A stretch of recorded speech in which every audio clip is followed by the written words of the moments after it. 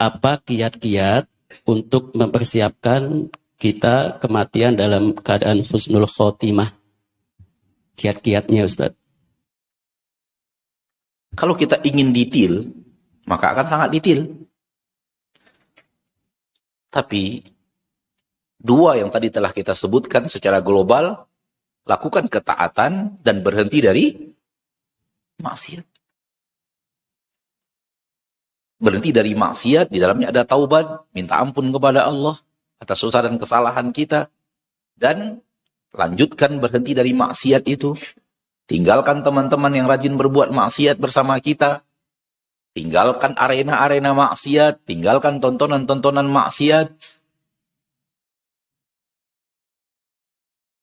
Berbarislah di barisan sholat berjamaah, terutama laki-laki. Berbarislah di barisan orang yang rajin zikir, rajin membaca Al-Quran, menghafal Al-Quran kalau bisa. Tidak hanya sekedar duduk di majelis ilmu, amalkan ilmu tersebut. Jangan jauh-jauh dari Al-Quran, jangan jauh-jauh dari masjid, jangan jauh-jauh daripada orang yang tawasi bil haq wa tawasi bil sabr. Berjuang dengan tenaga, atau berjuang dengan harta, atau berjuang dengan ilmu yang kita miliki untuk agama Allah. Peduli kepada sesama, silaturahim kepada orang yang memiliki hubungan kekerabatan, berbakti kepada orang tua, melihat orang yang sakit, melihat orang-orang yang ditimpa musibah dan kemudian membantu mengulurkan sebahagian daripada apa yang Allah rezekikan kepada kita. Semua ini materi untuk persiapan kematian. Seluruh ketaatan dan seluruh kemaksiatan berhenti darinya. Semua materi untuk persiapan kematian. Karena kita disuruh wafat dalam keadaan patuh dan taat kepada Allah. Dan patuh dan taat kepada Allah, poin umumnya dua. Lakukan ketaatan, hindari kemaksiatan.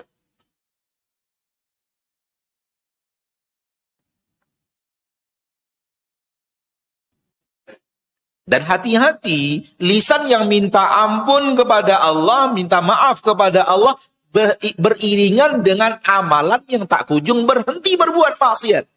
Ini paradoks. Ini bertabrakan. Kita merasa bahwa ya Allah ampuni aku, ya Allah ampuni aku. Padahal kita tetap bertahan di atas maksiat itu, kita anggap itu sudah taubat. Itu belum taubat. Karena syarat taubat berhenti dari itu maksiat. Itu syaratnya. Jangan kira ketika kita sujud lalu minta ampun kepada Allah dan mungkin kita masih bertahan di atas maksiat, itu artinya kita sudah taubat. Belum taubat itu. Baru minta ampun, entah diampuni, entah tidak, nggak tahu itu. Tapi itu belum taubat. Jangan anggap itu taubat. Nah, semua kita tahu syarat taubat berhenti dulu. Rasakan penyesalan.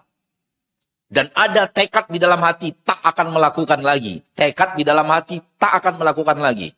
Tekad ya. Syaratnya ada tekad. Dan Allah akan melihat dan menilai tekad itu ada atau tidak. Hanya Allah yang bisa menilai hati manusia. Itu baru taubat. Ketika taubat terjadi, diampuni oleh diiringi dengan permohonan ampun kepada Allah, klop dia. Ini dia orang yang bertaubat. Ini dia orang yang minta ampun kepada Allah.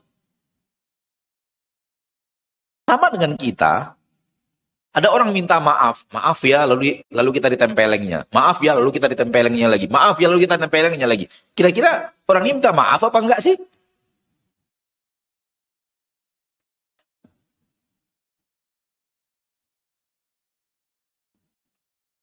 Kalau dia serius minta maaf, dia tidak akan lakukan lagi hal yang menyakiti kita.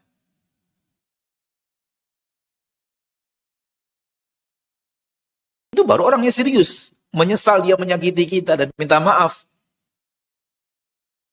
Adapun minta maaf, lakukan lagi, minta maaf, lakukan lagi, minta maaf, lakukan. Kita saya tak bisa terima.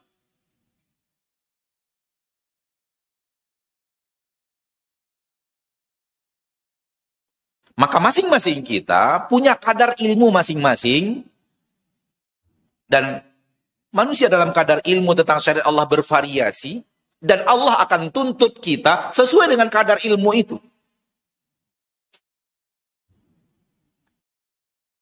Tak Allah berikan kepada kita kewajiban di atas kemampuan kita, di luar kemampuan kita. Maka masing-masing kita dengan kadar ilmu yang telah kita ketahui daripada yang halal, lakukan. Daripada hal yang diridhoi Allah, laksanakan. Daripada hal yang dicintai Allah, kerjakan.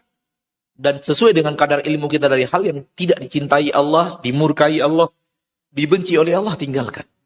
Dan itulah persiapan hari demi hari sampai datangnya hari terakhir dalam kehidupan kita. Nah,